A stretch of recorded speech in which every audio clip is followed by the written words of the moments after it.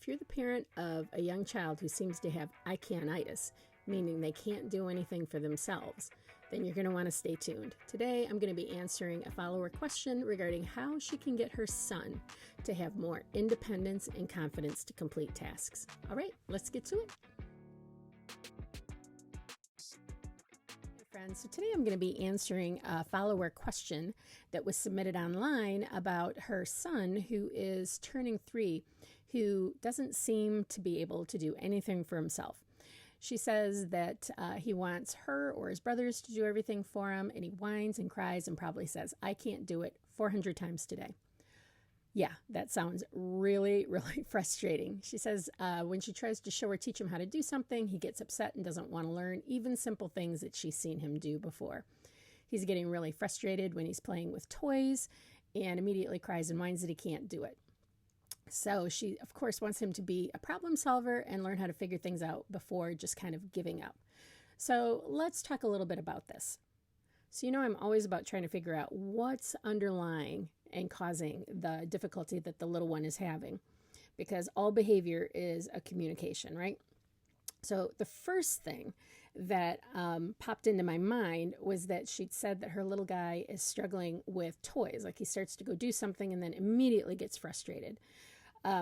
So that makes me wonder whether or not some of the frustration in executing some of the things that you're trying to get him to do may be related to motor planning. And I've talked all about that in another video, which you can go check out.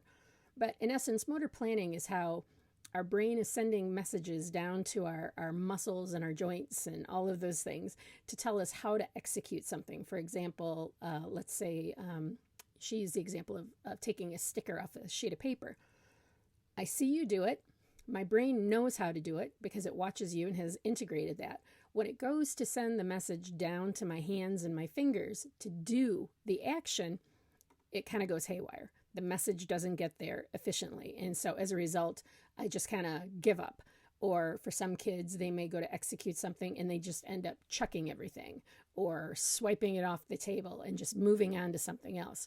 So motor planning can be a big piece that can impact a little one's ability to carry out some actions. That it could include self-dressing.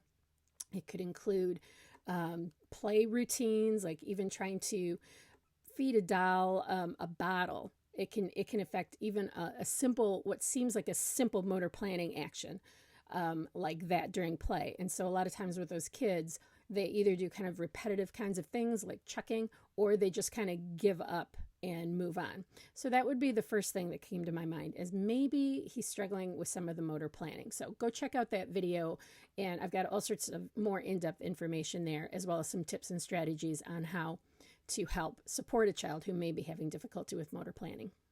The second piece is, I find that it's not uncommon for little ones who want us to teach them things to get frustrated when we actually go to teach those things to them. So for example, when our son was little, he wanted to learn how to play catch with his dad. And my husband took him out. They had their mitts. They were tossing the ball around. He was giving him some feedback like, "Hey, try holding your glove like this." And our son was like, "I got it. I know how to do it," which of course he did not know how to do it. He was just like 3 or 4. And every time my son would try, or my husband would try to give him some positive feedback on ways that maybe he could be more successful at catching the ball, he just got increasingly more frustrated.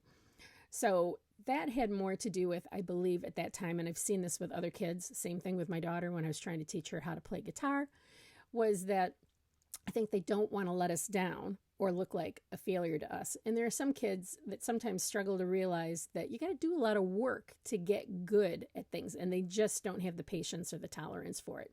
So I'm going to talk in a moment about some strategies that we can do to help them to develop that grit, is what I like to call it, to be able to stick through and put the effort in to being successful at achieving those tasks. The first thing we're going to do when the I can'itis hits is we're going to try to do some deep breathing.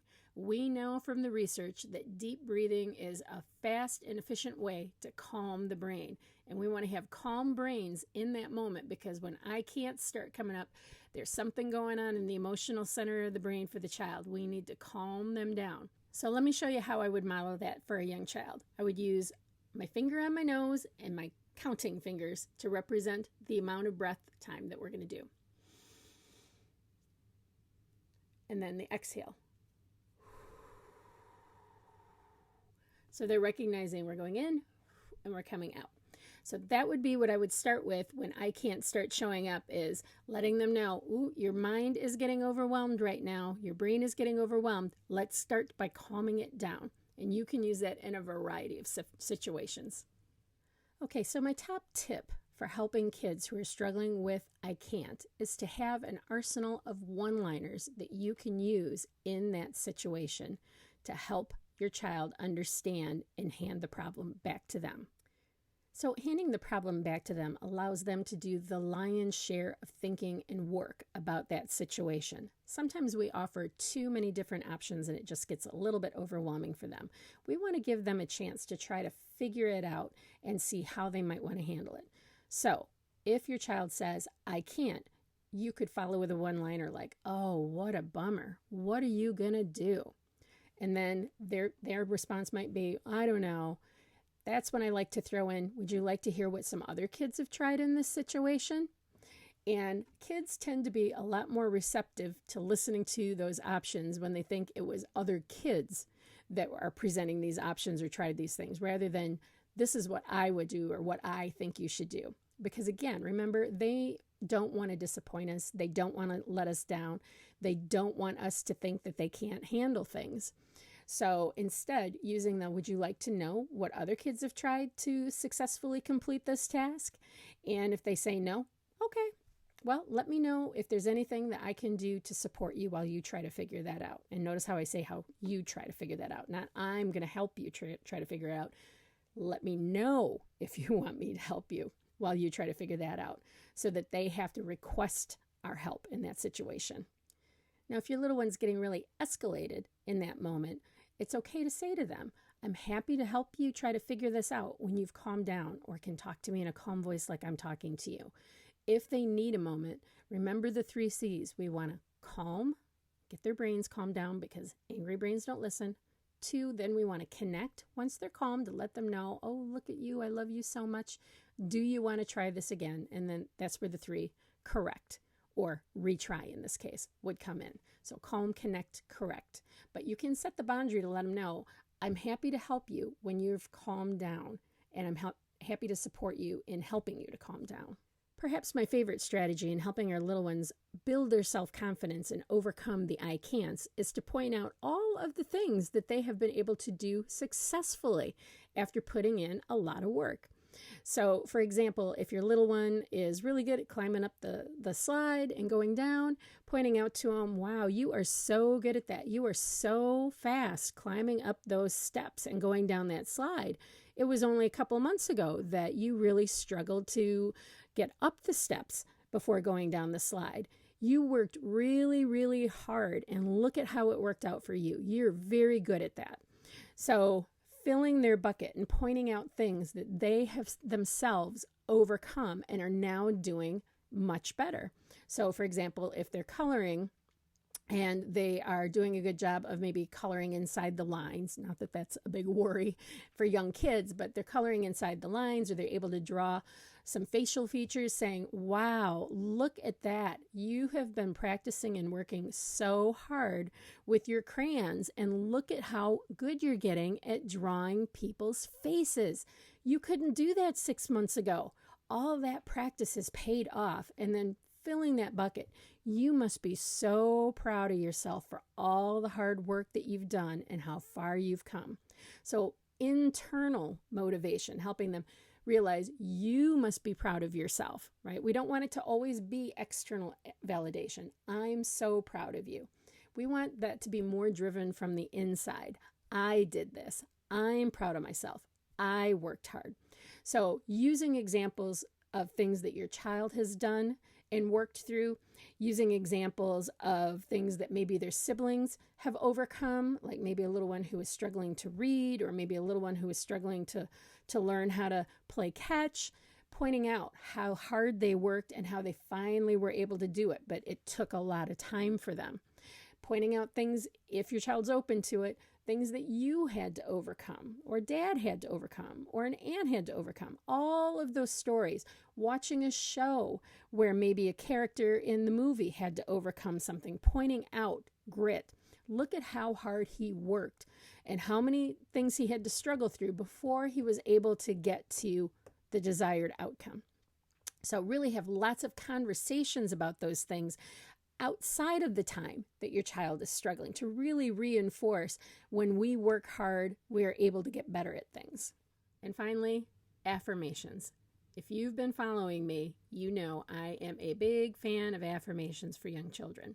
So I suggest to parents to come up with a list of affirmations that they can do consistently during daily routines. So like we have morning affirmations and we have evening affirmations. Maybe we do our affirmations at lunchtime too. You want to have this become ingrained and turn into their internal dialogue so they have it with them in those moments where they struggle or doubt themselves. So for example, some affirmations that we used to use with our kids when they were younger. The first one is, I can do hard things. I am smart. I am strong. I work hard. I try my best. And I believe in myself.